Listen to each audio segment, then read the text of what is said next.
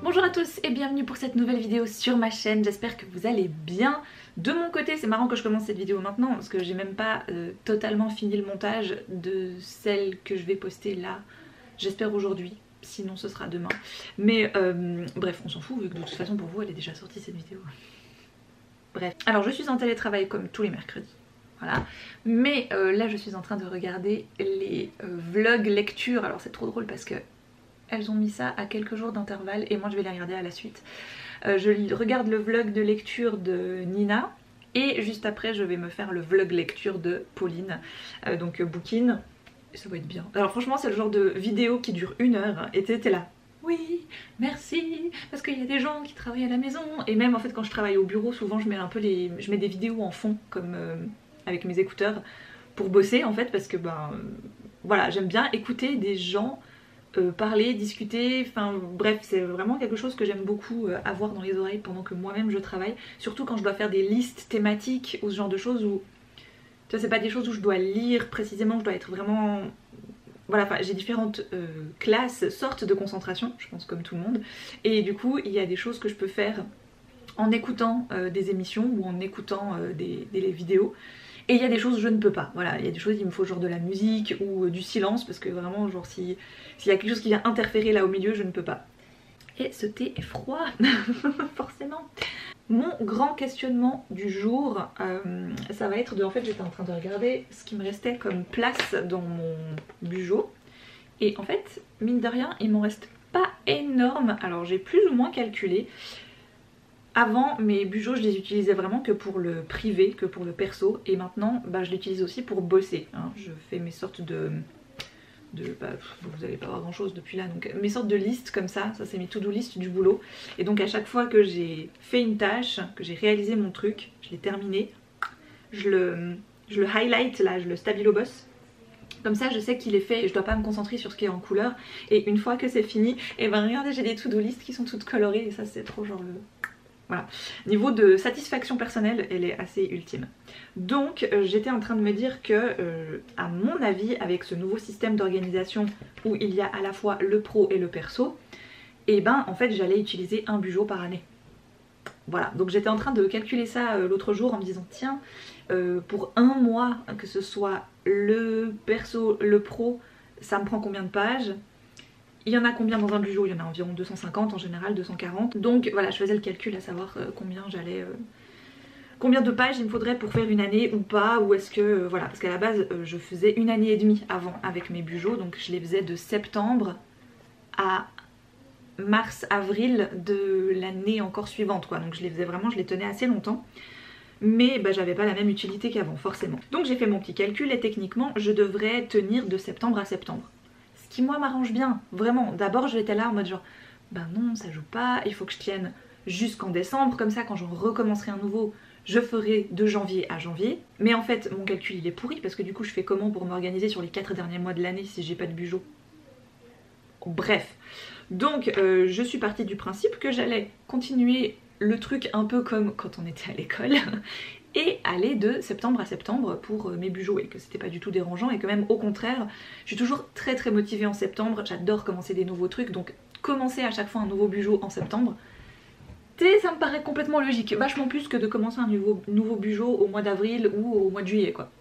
Et forcément parce que tu sais moi je vois très loin, je vois large, je me disais oh, il faut déjà que je regarde quel bugeot, quelle nouvelle couleur je vais prendre pour mon bugeot, donc parce que la couleur du bugeot tu vois ça change que dalle, mais pour moi c'est important. Et je regardais un peu mes anciens. Alors à part ceux de la collection anniversaire qui étaient dorés, bronze et argenté et où j'avais pris le bronze, j'ai toujours été un peu dans les bleus. Hein. Vous verrez là, ce sera le 4e. Voilà, on est sur une tendance un peu bleu-vert comme ça qui est très sympathique, voilà. Mais du coup, j'essaye de ne pas reprendre à chaque fois les mêmes couleurs, j'aimerais bien avoir des autres. Et j'ai trouvé... Alors celui-ci, mon dieu, j'étais en train de... je vais vous montrer. Donc me voici en mode télétravail, hein, mon petit PC du boulot où je me connecte à distance et puis derrière j'allume toujours mon PC à moi pour soit me mettre de la musique, soit voilà, regarder des vidéos en fond, enfin bref. Donc j'étais tranquillement en train de regarder le petit vlog de Nina, quand tout à coup j'ai repensé à cette histoire de Bugeaud. Et donc je me suis rendue sur le site de Leuchtturm en Suisse. Et là je descends et je fais « Oh, oh, nouvelle collection, mais qu'est-ce que ceci ?» Fait « Oh, oh, oh, oh, il est beau celui-là !» Donc c'est la couleur sauge, Salbei en allemand, et je le trouve juste à tomber, à tomber. Mais donc, je regarde, je mets mes petits pointillés, tout ça, je veux un hardcover, voilà, tout bien, hein, donc jusque là tout va bien. In den Warenkorb, hein, hop, voilà, dans mon petit panier, zum Warenkorb. Donc 24,90, ça c'est le prix même qu'on trouve en magasin, hein, donc là rien de choquant, sauf que ce qui m'a choqué, moi, c'est ça quoi. 10 balles de frais de port pour le même pays que toi-même. Non. Donc là, juste non. Voilà. Franchement, ça aurait été clairement de la flemme ultime de me dire « Oh bah c'est quoi, je le commande sur le site. » Et puis comme ça, voilà. Donc j'ai été regarder un petit peu sur les sites de papeterie habituels chez qui je vais en physique. Mais je ne l'ai pas vu. Donc j'irai voir dans les magasins même. Comme ça, voilà, physiquement, on verra. Ouais, je vais peut-être faire ça demain du coup, avant d'aller faire les courses. Mais maintenant j'ai fait une fixette sur cette couleur sauge et genre tu sais, je me vois avec cette couleur sauge, bosser avec cette couleur sauge, noter mes agendas, noter mes petites affaires dans cette couleur. Donc je vais voir. Je vais écrire à une amie qui travaille au musée des Beaux-Arts de Lausanne. Et ils ont une boutique qui va avec. Et donc elle vend beaucoup de choses, dont les cahiers Leuchtturm. Et je vais peut-être lui envoyer le lien de cette couleur, savoir si elle l'a, peut-être. Ah, et vous vous souvenez, je vous parlais de mon micro. Eh bien, alors il s'est pas réparé tout seul, hein, faut pas croire. Mais j'avais mis dans mon panier Digitech. C'est là où en général je commande tout mon matos informatique, électronique, tout ça. Et je l'avais pas validé, parce que je m'étais dit, ben non, tu peux faire sans. T'as cette caméra là qui va de 1 très bien et de 2 qui a un son pas dégueu, donc tout va, il faut que j'arrête de dire dégueu, parce qu'après Alice elle dit dégueu aussi, et puis j'aime pas quand elle dit ça. Donc t'as un son qui est pas trop mal, qui passe, donc au pire ne rachète pas de micro et fais toutes tes vidéos avec cette caméra là. Parce que je suis toujours en train de me poser cette question, hein, je vous rassure. Mais depuis, Digitech m'a envoyé un petit mail. Bonjour Margot, bonne nouvelle. Vous aviez ce produit dans votre panier d'achat à 177 francs. Le prix vient de passer à 142 francs. Donc je ne sais pas. Je ne sais pas si je suis contente d'économiser 35 balles ou si j'en ai rien à foutre et j'économise mieux, j'économise 142 francs en me disant que je rachète juste pas de micro et que je fais toutes mes vidéos avec cette caméra là. Au pire, ce qu'il faudrait que je commande, c'est une deuxième batterie pour cet appareil.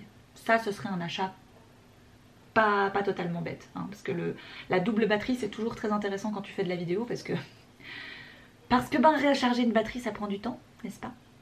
Donc je vais réfléchir et on verra. Mais déjà, je vais ranger mes bijoux. Mais je fais une fixette sur ce Bugeaud sauge maintenant là. Ça va me tenir en fait jusqu'à ce que je n'ai aucune certitude si je peux l'avoir ou pas. Je vais fureter partout, je vais attendre des nouvelles de cette amie, je vais regarder en physique dans les papeteries où je vais habituellement. J'ai toujours ça. Je sais pas vous, hein, mais moi quand il y a un truc comme ça, je suis obnubilée par ce truc. Et genre je vois que ça et j'attends que ça et je suis... C'est un peu obsessionnel quand même des fois hein, pour certains. Bref. Il est 9h15, dans l'idéal je serais partie, on serait déjà parti pour les courses. Mais Alice a décidé tout à coup que c'était le moment d'aller jouer un moment dans sa chambre. Et je ne veux pas combattre ce genre d'instant, voilà. Je vous l'avais déjà dit je crois dans la routine de lecture je l'ai faite quand à l'automne passé il me semble, que voilà des fois les moments lecture dans une journée de maman c'est assez aléatoire, vous le savez. Donc quand tout à coup il y en a un qui se profile, alors que t'as rien de spécial, enfin je veux dire faire les courses, aller là où on devait aller aujourd'hui, il est 9h15 seulement, on a le temps, j'ai congé, enfin voilà, c'est pas, on n'a pas non plus un programme vraiment ultra millimétré les jours où j'ai congé, on peut vraiment se laisser porter un petit peu par le temps. Et si on fait des choses plus tard, si on fait les courses cet après-midi, ça n'a aucune incidence particulière en fait, voilà. Donc idéalement je préfère aller faire tout ça le matin, comme ça après on est à l'après-midi à la maison et on sait qu'on n'a plus rien d'autre à faire en fait que de boutiquer par là. Mais bon, là en l'occurrence, ma foi, hein, c'est comme ça. Et je suis actuellement en train de lire le prochain Franck Tillier, il arrive début mai là, le 6 mai je crois. Bref, ça fait des plombes que je suis dessus en format numérique, qu'en fait avec le boulot on a une plateforme de service de presse numérique. Et souvent, ben voilà, régulièrement, une fois par semaine presque, je vais dessus pour faire un petit peu le listing des choses qui pourraient m'intéresser, qui vont sortir. J'arrive pas toujours à lire tout ce que je voudrais avant que ça sorte, mais voilà, enfin j'essaye, mais bien sûr que j'y arrive pas, parce que des fois j'aime sortir des vieilleries de ma palle, vous l'avez bien vu dernièrement. Donc moi j'ai pas de problème avec ça, mais du coup c'est vrai que ce Franck Tillier, en fait je l'avais mis sur ma liseuse en me disant bah ce sera mon livre, voilà, quand je vais au boulot puis que je suis seule à midi par exemple, ou vraiment le petit livre tu sais que finalement tu ouvres pas souvent, sauf qu'au bout d'un moment avec Franck Tillier c'est impossible de se dire je vais pas l'ouvrir souvent. Tu veux l'ouvrir tout le temps, tu veux connaître la suite, et là je suis arrivée à quoi, une 25-30% du bouquin. Il y a vraiment cet effet addictif qui a commencé là pour de vrai. Donc ce nouveau Franck Tillier s'appelle 1991 et il parle de la première enquête de Franck Charcot. J'ai jamais lu les enquêtes de Charcot et de son autre policier inspecteur, parce que j'aime pas trop quand tu suis les mêmes personnages à chaque fois. Enfin, j'ai toujours l'impression que si je les lis pas exactement dans l'ordre, je vais avoir des trucs qui vont me manquer, puis voilà, c'est un détail vraiment qui me retient, parce que foncièrement il n'y a rien de spécial, tu peux très bien suivre en plus de ce genre d'histoire comme ça, mais voilà, c'est plus fort que moi. Donc je les avais jamais lus. Après pour les autres qu'il a écrits qui n'ont rien à voir avec cette série ou d'autres séries, j'en ai lu quand même déjà 4 et à chaque fois j'ai passé un moment mais dingue. Donc là, un peu peut-être en mode bon c'est de la nouveauté, voilà je pense que ça va bien se lire et tout, prends-le. Et sur ta liseuse, prends pas de place, on s'en fout. Donc voilà, il est dessus et là je passe un putain de bon moment quoi. Y a pas à dire. Là c'est en gros Charcot arrive donc en 1991 au 36 quai des Orfèvres. C'est son premier vrai job d'enquêteur, de policier, d'inspecteur, tout ça vraiment un peu sérieux quoi. Enfin pas que le reste n'est pas sérieux hein, pardon, mais un peu voilà, tu sens que c'est ça qui va ensuite faire partie de sa carrière. Et bah, c'est le petit nouveau quoi, c'est le petit bleu. Donc on le charrie pas mal, on lui fait un peu remarquer que voilà, bah tu vas pas avoir les tâches les plus palpitantes. En gros on le met sur une affaire qui n'a pas été résolue en 3 ans. Il y a eu 3 meurtres, toujours avec la même, voilà, le même schéma. Puis le truc a été un peu classé sans suite parce que ben voilà, cold case, on n'a pas pu le résoudre. Et alors qu'il bosse là-dessus, un gars arrive tout à coup au commissariat. Il dépose une photo des trucs qu'il a reçus dans sa boîte aux lettres, une histoire avec un prénom qu'il aurait réussi à deviner par rapport aux fleurs du mal, enfin c'est hyper confus. Au départ Charcot est pas trop sûr de pouvoir faire le lien avec l'enquête cold case qu'il est en train de regarder. Vous êtes en train de vous dire, elle a tout le temps la même tasse en fait, à chaque fois qu'elle fait des vidéos, elle a cette tasse. Je sais pas vous, mais moi quand j'ai un truc nouveau, j'aime bien l'utiliser beaucoup. Du coup ils essayent de pas trop rapidement faire le rapprochement, mais ils sont vite mis sur une autre enquête, un truc vraiment glauque, avec... Bon, il y a des photos d'enfants, mais pour l'instant, j'en sais pas plus. Il y a le corps d'une femme retrouvé dans une espèce de bunker qui ne lui appartient pas, donc on ne sait pas qui elle est. Non, parce qu'en gros, la femme à qui appartient ce bunker, elle est aussi portée disparue, donc ça devient très... voilà. Et donc le tueur en question qu'on va suivre, qu'on va essayer de découvrir, se fait très vite appeler le méticuleux parce qu'il a vraiment le souci du détail. Il est visiblement très instruit. Il a beaucoup de culture, et puis bah, il a ce côté très minutieux quoi, voilà. Donc écoutez, ça se lit très bien, j'espère pouvoir en lire davantage là d'ici la fin de cette semaine. Mais vu que j'ai enfin sorti ma liseuse de mon sac en mode genre bon, maintenant c'est entre toi et moi et ça va être du sérieux, c'est que c'est bien parti. Bon, je viens rapidement m'isoler dans la chambre parce que là je n'en peux plus là. Il me reste 20% du Tillier et je suis comme une folle. Voilà, et il est bien, enfin 18h passées, donc on est encore déjà en train de préparer à manger et tout, enfin tu sais c'est pas le bon moment pour qu'il me reste 20%, je veux dire, enfin je suis à cran là. Il me faut ma soirée. Heureusement que Vincent s'est dit qu'il allait jouer toute la soirée. Il m'a dit ah ce soir je devais voir des potes et tout, mais en fait finalement j'ai pas envie, je crois que j'ai plutôt envie de gamer. être resté à la maison et tout, ordi, machin. J'étais là, ok, trop bien. Écoute mon gars, moi je vais lire, là il faut que je termine ces 20%, c'est pas possible, je deviens folle. Il est en train de me faire tourner en bourrique. J'ai envie d'y croire et j'y crois et je me dis yes, ça y est, ils vont le choper, ils vont y arriver. Et en même temps tu vois le reste de pourcentage qui te reste, tu te dis non, il reste trop de pages pour qu'ils le découvrent maintenant. Tu sais, c'est mathématique, je veux dire, ça tient pas. Il faut qu'ils le découvrent beaucoup plus tard pour que ce soit vraiment genre climax à fond. Et il est en train d'y arriver. Bref, je vais aller continuer. Mais j'avais besoin de notifier ce moment important où j'ai atteint les 80% de lecture et où en fait mon cœur, mon cerveau, mon âme ne sait plus où elle en est parce qu'elle se fait complètement avoir et j'adore ça en fait. J'adore quand un auteur me mène par le bout du nez, de bout en bout, me fait croire à des trucs, me persuade en fait que je suis sur le point de découvrir quelque chose de super important et qui va vraiment presque tout résoudre alors qu'en fait non. Et c'est à ça que je reconnais que Tillier, c'est un grand quand même. Voilà. Et je pense pas qu'un auteur peut tout le temps faire du très très bon. Je pense que c'est difficile de toujours garder le même niveau d'écriture. Tu vois, il faut trouver des nouvelles enquêtes, il faut trouver surtout dans le genre de Tillier qui est quand même, voilà, le suspense, le thriller, le polar.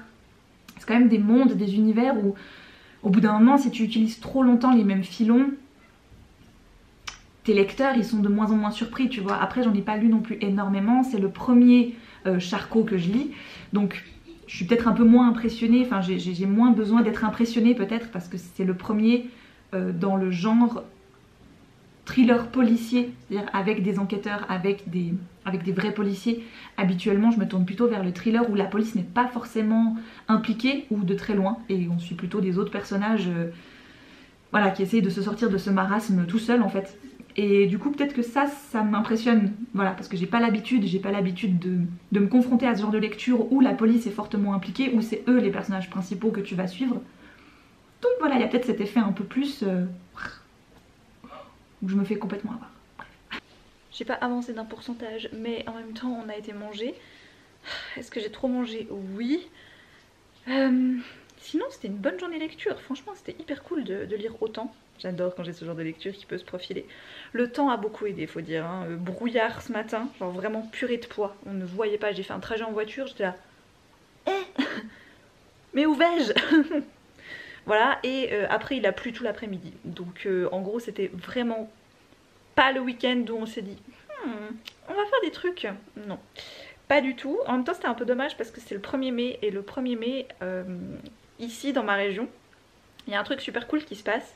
C'est que les enfants viennent chanter aux portes contre un petit sou, voilà, une petite pièce de monnaie qui est prévue ensuite, normalement, enfin moi c'est ce que j'avais appris, servira à acheter le cadeau de fête des mères qui chez nous a lieu le 2e dimanche du mois de mai. Voilà, comme beaucoup de pays je crois, c'est le 2e dimanche du mois de mai, sauf la France parce qu'à chaque fois je me fais avoir et je sais que je fous un coup de stress à tous les Français parce que les années où je mettais un message de bonne fête des mères aux mamans, aux futures mamans, enfin bref tout ça, le 2e dimanche du mois de mai, j'avais plein de monde sous mes publications qui venaient me dire mais non, mais c'est pas aujourd'hui, mais tu m'as foutu un coup de stress, c'est pas du tout aujourd'hui et tout. J'étais là, bah si en fait chez moi c'est aujourd'hui, et je crois que chez nous c'est aujourd'hui, mais aux States aussi, enfin il y a pas mal de pays pour qui c'est le 2e dimanche du mois de mai, mais enfin bon bref, et du coup c'est moi après à qui on foutait le doute. J'étais là, mais si, mais c'est aujourd'hui la fête des mères, attends, je rêve pas en fait. Mais comme j'oublie que des fois le 80% de ma communauté est française, ben c'est clair que ça fout le doute, voilà. Et du coup, bref, ça m'a beaucoup fait rire. Mais du coup j'étais un petit peu déçue aujourd'hui qu'il n'y ait pas plus de petits chanteurs, mais en même temps, je pense qu'ils ont été un peu surpris par le temps. On a eu quelques groupes ce matin, donc voilà, j'étais contente de les écouter. Et après, l'autre chose qui tout à coup s'est profilée dans notre soirée, c'est que Alice voulait absolument réécouter les chansons du film Les Trolls 2, donc on a trouvé la playlist, on lui a mis ça. Mais du coup après on est parti sur d'autres trucs, on lui dit ah mais attends, t'aimes bien cette chanson dans Les Trolls? Attends, je vais te faire écouter la vraie chanson. Donc on est parti dans des playlists de nostalgie des années 80, 90, 2000, enfin... Du coup on l'a pas du tout couché à l'heure parce qu'on s'est dit bah c'est quoi, c'est samedi soir, on kiffe, on danse, on chante, on lui fait écouter des chansons que nous on aime. Et entre Vincent et moi les et ça t'as connu? Ah puis ça attends je te fais écouter ça. Ah et puis ça tu te rappelles? Bref on était on est parti très loin, mais ça nous a fait vraiment du bien, c'était hyper cool. Mais voilà, du coup j'ai pas avancé d'un pourcentage. Du coup il est 9h moins quart, je vais m'y mettre et je compte bien terminer. J'espère vous reprendre soit d'ici quelques heures, soit d'ici demain matin pour vous dire j'ai fini, ça a l'air trop bien. Il faut pas trop que j'en attende non plus parce que si c'est pas bien, mais c'est en fait c'est tellement parti, très très loin, très très haut ce 1991 de Franck Tillier que je suis là. Ça peut pas, tu sais, enfin je veux dire le truc final, il doit être dingue. Enfin, voilà. Donc, c'est vrai. Bah, tu vois. Je sais. Pas évident, hein.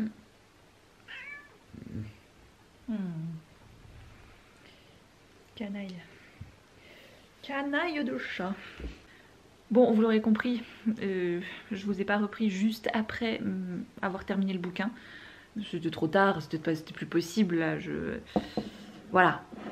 En plus, je pense pas que j'aurais été capable de venir vous en parler correctement parce que j'étais un peu dans tous mes états. Ensuite, ce matin, c'était pas vraiment possible parce que comme on était invité chez Anaïs, voilà, préparation, tout ça, s'habiller, machin, truc bidule chouette et tout, donc j'avais en tout cas pas dans l'idée de me dire tiens je vais venir parler de ça ce matin. Et le reste de la journée s'est enchaîné et nous voilà déjà dimanche soir, presque 22h. Voilà, normal. Mais donc du coup, ce livre qui sort là le 6 mai, comment on veut dire, oui, il m'a retourné la tête. Dans le sens où quand je lis un livre, c'est assez rare que j'exprime physiquement mes émotions, c'est-à-dire que je ressens plein de choses, mais je vais rarement être dans le... Tu sais, faire des trucs un peu comme ça et tout, comme, je sais pas, comme quand je regarde un film par exemple ou autre, où là des fois je suis un peu plus surprise et où je montre plus ma surprise ou mes émotions.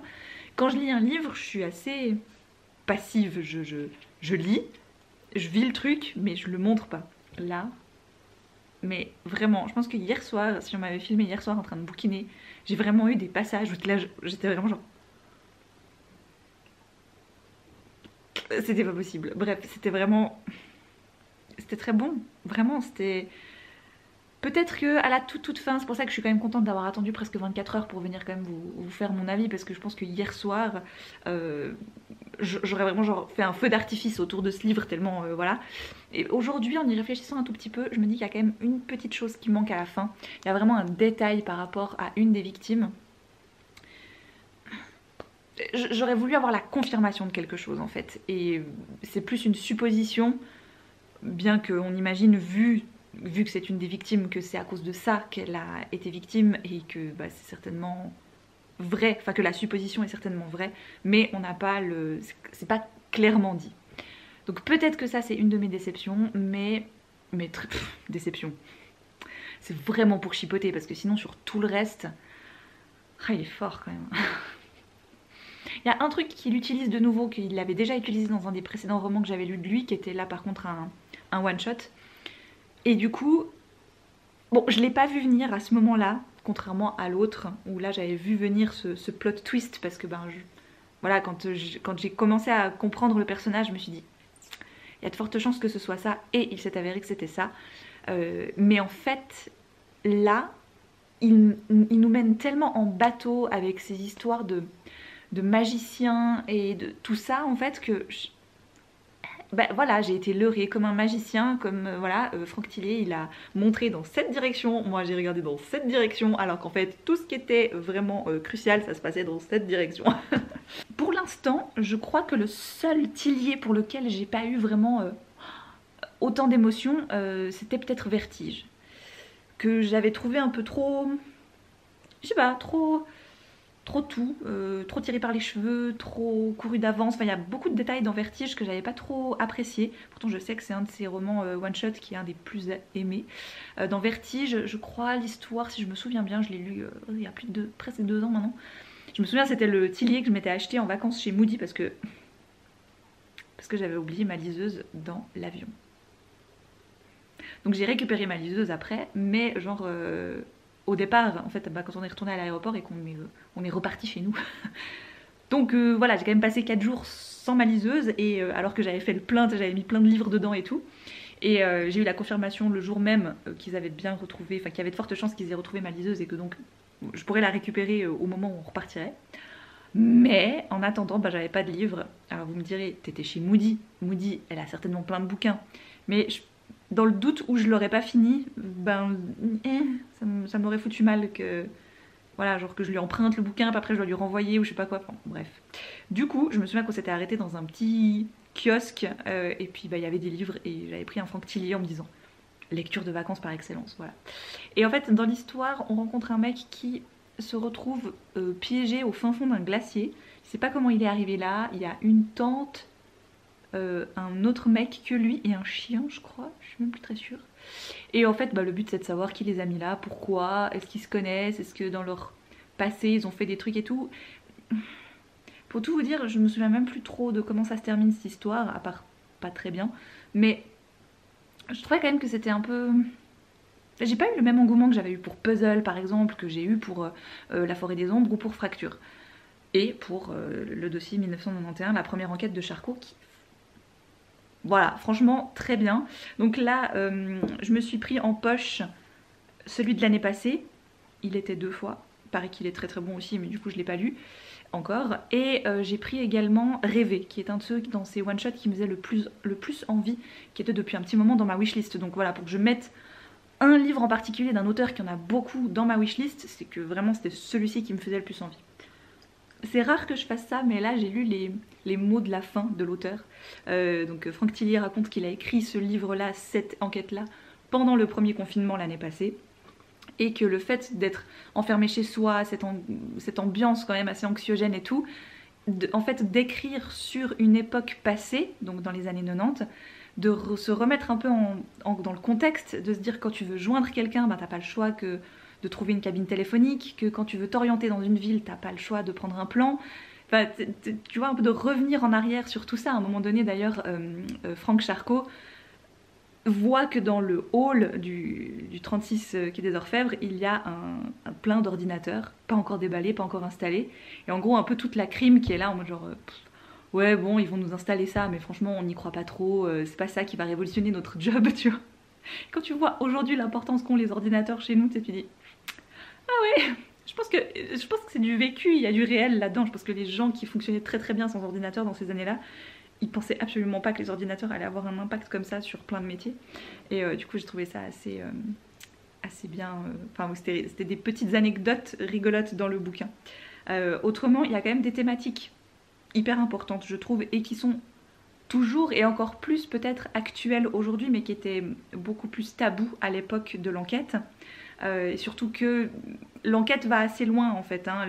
Ça se déroule dans les années 90 mais on retourne sur les années 60, 70 et tout, donc voilà, il y a quand même beaucoup de choses qui se passent dans certains domaines. J'essaie de vous faire des trucs hyper flous parce que sinon c'est beaucoup trop évident de quoi ça parle et puis ça peut spoiler. Mais du coup, il y a quand même des références et des problématiques qui sont traitées par Tillier qui étaient, je pense, très très tues et très tabous et très violentes en fait à l'époque, qui aujourd'hui sont un tout petit peu plus, un peu moins tabous on va dire, mais qui restent très importants et je trouve ça très bien qu'un auteur en parle dans un de ses romans. Sur ce, je vais aller préparer ma petite lunchbox pour demain. Habituellement, je profite des restes de brunch pour mon repas du lundi. Mais là, comme on était invité chez Anaïs, bah, forcément il n'y a pas eu de brunch, il n'y a pas eu de reste de brunch. Et ce soir, on n'a pas mangé grand chose vu ce qu'on a mangé à midi. Donc j'avais pas de reste. Et tout d'un coup, à 21h30, je me suis dit ah, faut que je me prépare à manger, sinon demain j'aurai rien. Et alors, s'il y a bien une chose que je ne supporte pas, c'est d'aller m'acheter à manger quelque part. Pour moi c'est des dépenses inutiles en fait de m'acheter quelque chose à manger pour manger sur mon lieu de travail ou pas loin de mon lieu de travail. Donc voilà, je fais toujours en sorte de me prendre un truc depuis la maison, même si je dois me faire un sandwich, tu sais, enfin, je trouve que c'est tellement facile de se faire des petits trucs à manger, à emporter que tu peux prendre ensuite avec toi. Au pire, avant quand j'étais en librairie, c'était un peu plus tentant parce que j'étais en centre-ville, donc t'as un peu tout qui est à dispo, t'as les magasins, t'as des restos, t'as des t'as des fast-food, donc ça c'est pas bien, ça à bannir. Mais avouons qu'une fois ou deux, ben, ça nous est arrivé et que ben, ça dépanne. Mais t'as vite fait de te dire bah, je vais aller là, je vais vite aller là, je vais vite aller là, et puis je vais manger sur place ou bien je vais prendre à l'emporter pour manger au boulot. En fait là où je bosse maintenant, bah il y a pas tout ça autour, en fait il n'y a rien autour, c'est tout des entreprises, des bureaux, des trucs du style, donc autant me prendre à manger en fait, voilà, comme ça au moins je suis sûre, au moins je sais ce que je mange, au moins si j'en ai vraiment envie, je peux faire en sorte que ce soit sain quand même. Bon là j'ai fait des pâtes au pesto parce que clairement j'avais pas non plus une idée de dingue, voilà, je pourrais très bien me faire une salade avec. Je sais qu'à une époque j'en achetais beaucoup de ces plats tout faits que tu mettais au micro-ondes une fois arrivé au boulot, mais voilà, je pense que quand t'as fait ça pendant 3 ans, t'es vacciné après, t'as plus envie de manger ce genre de truc. Sur ce, je vais terminer cette vidéo, je vous embrasse très fort, je vous souhaite de merveilleuses lectures. Et comme d'habitude, je vous dis